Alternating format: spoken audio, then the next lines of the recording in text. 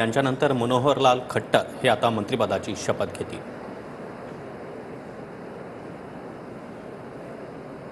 तर 2019 मध्ये चौथा सर्वोच्च नागरी पुरस्कार पद्मश्री देऊन त्यांचा सन्मान करण्यात आलेला होता।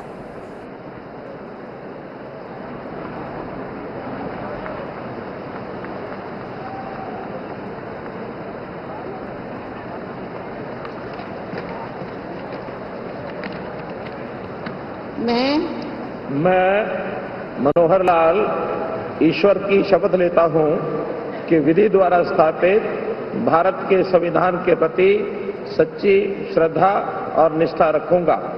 मैं भारत की प्रभुता और अखंडता अक्षुण्ण रखूंगा। मैं संघ के मंत्री के रूप में अपने कर्तव्यों का श्रद्धापूर्वक और शुद्ध अंतःकरण से निर्वहन करूंगा तथा मैं भय या पक्षपात, अनुराग या द्वेष के बिना सभी प्रकार के लोगों के प्रति संविधान और विधि के अनुसार न्याय करूंगा।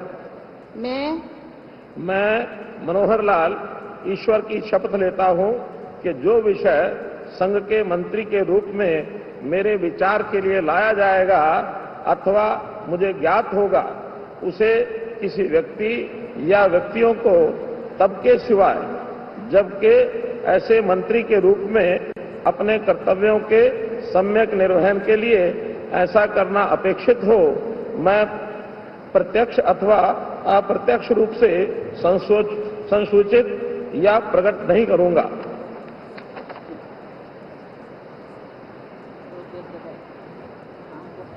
पदाची शपथ घेतलेली आहे। राष्ट्रीय स्वयंसेवक संघाचे प्रचारक म्हणून त्यांनी 14 वर्ष काम पाहिलेलं आहे।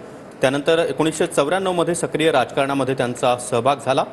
हरियाणाचे मुख्यमंत्री ते राहिले आणि 2014च्या लोकसभा निवडणुकीमध्ये हरियाणामध्ये त्यांनी भाजपच्या निवडणूक समितीचं अध्यक्ष म्हणून देखील काम पाहिलं आणि आता मनोहरलाल खट्टर हे नरेंद्र मोदी यांच्या तिसऱ्या टर्ममध्ये केंद्रीय मंत्रिपदाची धुरा सांभाळतील।